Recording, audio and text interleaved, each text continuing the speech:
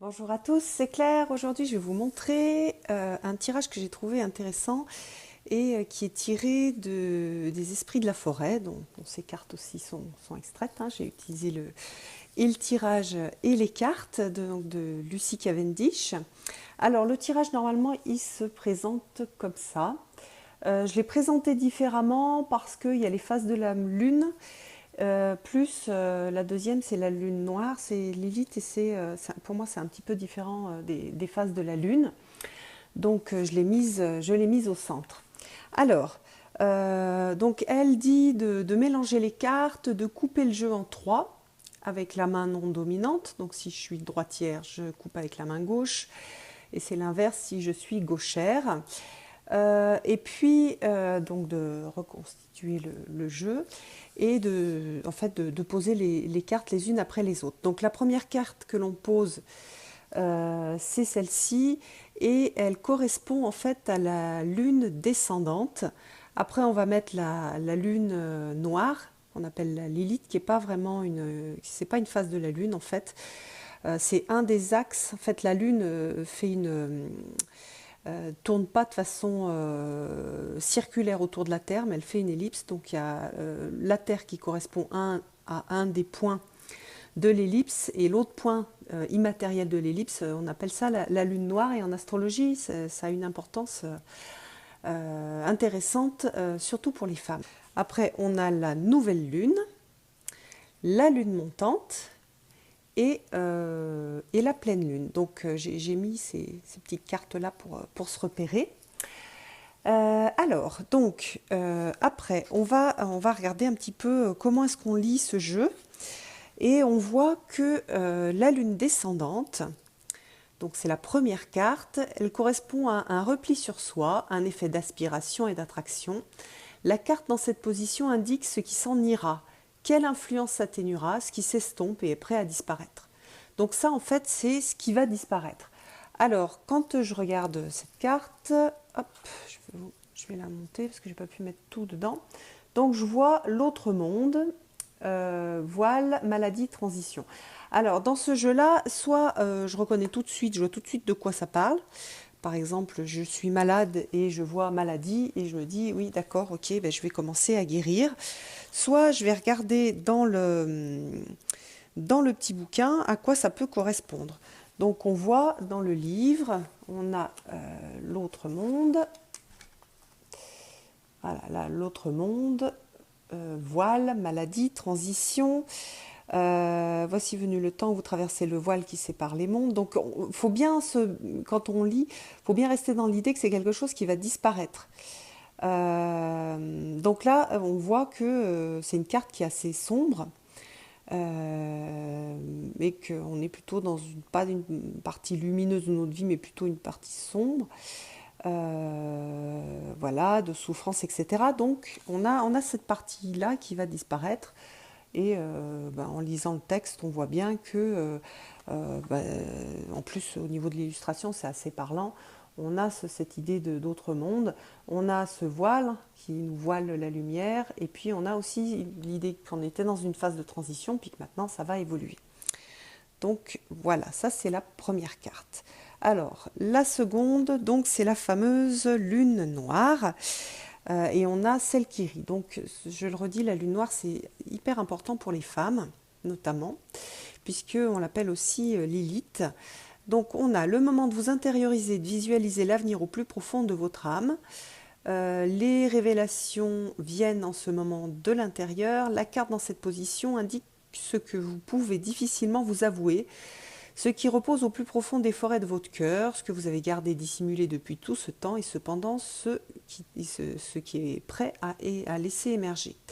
Donc c'est le cœur du problème, ce dont il est nécessaire pour vous de prendre conscience. Donc on a vraiment dans cette lune noire, c'est le côté hyper sombre de la personnalité, la partie cachée et la partie puissante aussi. Donc là on a celle qui rit. Donc au départ on peut se dire qu'est-ce que ça veut dire, celle qui rit. Donc on va aller regarder et vous allez voir que ça prend sens. Alors, dans chaque situation de votre vie se trouve à présent une grande pesanteur, un sérieux et un extrême sentiment de gravité. Donc, on a quelque chose au plus profond de la personnalité, quelque chose qui est ultra grave, ultra pesant, et aussi la capacité de prendre de la distance, de la perspective, pour rire de cette gravité. En fait, rien n'est grave. Si on revient vraiment aux origines et au sens de l'incarnation, rien n'est grave dans cette vie. Tout est expérience, et même la souffrance, c'est pas si grave que ça. Donc, qu'est-ce qu'elle dit? Alors, celle qui rit vous souhaite de recevoir le pouvoir thérapeutique du rire, ce pouvoir qui permet de dissiper l'obscurité et libère notre champ énergétique de l'énergie stagnante, froide et pesante, ainsi que effectivement nos membres, nos cellules et notre cœur. Voilà, donc pour vous, le rire est nécessaire en ce moment. Pour vous, ce rire est aussi nécessaire en ce moment qu'une intervention chirurgicale, étant donné qu'il détendra les cordes qui vous lient terriblement au fardeau que vous n'avez plus à porter. Donc il y a aussi une idée dans la carte de fardeau à porter. Donc on peut se dire, ça peut être aussi des fardeaux de karma, etc., vis-à-vis desquels il faut prendre de la distance et voilà, et en rire. Ça ne veut pas dire que les choses, comment dire, on n'est pas sur ne pas reconnaître la souffrance. La souffrance, c'est la souffrance et elle est juste et elle est difficile et la vie, souvent, elle est difficile. Mais par contre, en rajoutant de la perspective et de l'humour, on arrive à la rendre plus légère et surtout à la regarder pour ce qu'elle est en tant qu'expérience et à pas rajouter en fait à la souffrance des choses liées au mental. Voilà.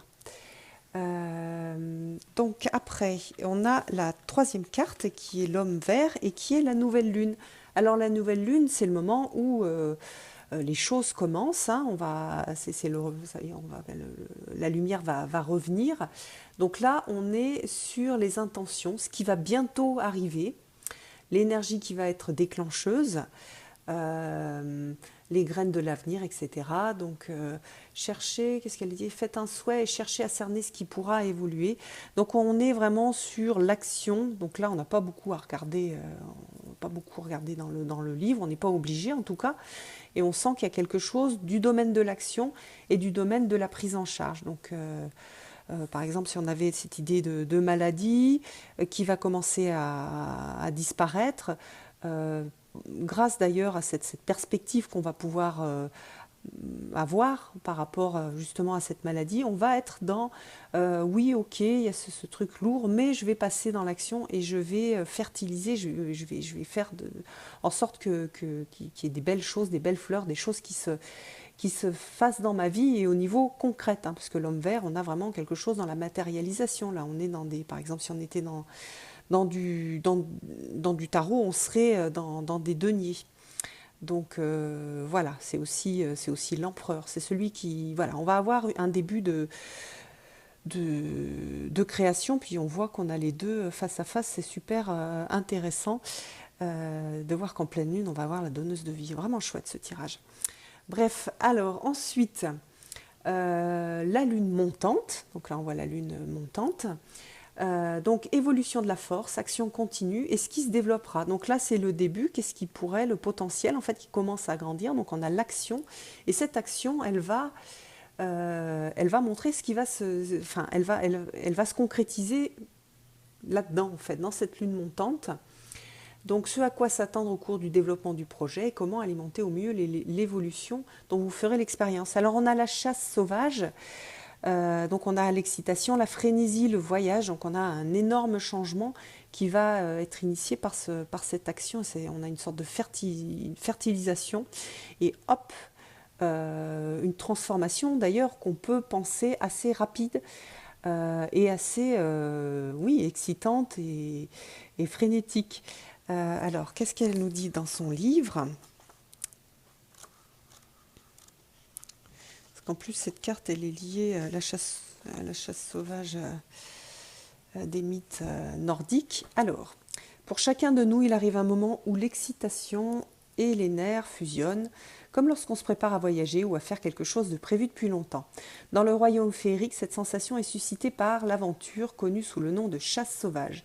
Ce rassemblement a non seulement lieu au royaume de la féerie, mais mené par le roi des fées et les chiens et chevaux féeriques de la reine lors d'une chasse dans toute la contrée, entrant et sortant des terres de la féerie pour émerger de temps à autre dans le monde des êtres humains en purifiant l'énergie toxique.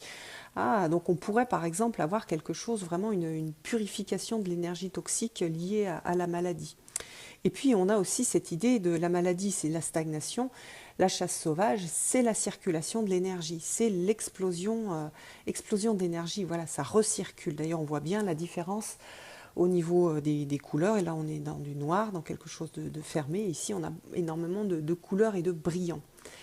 Donc voilà, en éveillant à nouveau le monde sauvage à une vie plus rayonnante et en suscitant sur son passage l'extase et le bonheur à la vue de cette cavale aussi tempétueuse qu'effrénée. Alors, qu'est-ce que... mes amis, vous êtes vivants et vous en aurez d'autant plus la sensation que lorsque la chasse sauvage se manifestera dans votre vie. Donc on a vraiment quelque chose de retour aux énergies de vie. Là, on avait des énergies plus internes et ici plus des énergies de vie. Alors, ensuite, on a la dernière carte qui est celle de la pleine lune. Et là, c'est l'apogée, le summum du pouvoir, l'instant du point culminant énergétique, l'énergie qui sera amplifiée, fertile et créative. Cette dernière carte vous indiquera ce qui se produira, ce qui s'épanouira dans toute sa puissance. Donc on voit... voilà, on a fondation, croissance, accomplissement. Donc on va avoir quelque part là, qu'est-ce qu'on a comme message? On a une maladie, quelque chose de sclérosé, quelque chose qui bouge pas, une période de transition aussi. Parfois on a besoin de périodes où ça ne bouge pas. Une maladie aussi c'est utile pour un peu se recentrer, revenir dans quelque chose de juste dans notre vie. On a à prendre de la distance, de l'humour, de la perspective. Et puis voilà, il va y avoir fertilisation, excitation et fondation, croissance. Donc, le masculin qui fertilise, l'excitation, le voyage, qui va jusqu'au féminin et qui va porter cette nouvelle vie, cette nouvelle croissance et cet accomplissement. Voilà. C'est vraiment un très joli tirage, je trouve. Et celui-là est particulièrement beau. J'en ai pas fait énormément, hein. C'est la première fois là, que je faisais ce tirage de lune. Et je le trouve super intéressant. Et voilà, j'avais envie de partager ça avec vous. J'espère que ce tirage vous a plu. Je vous donne rendez-vous pour une prochaine vidéo. À bientôt!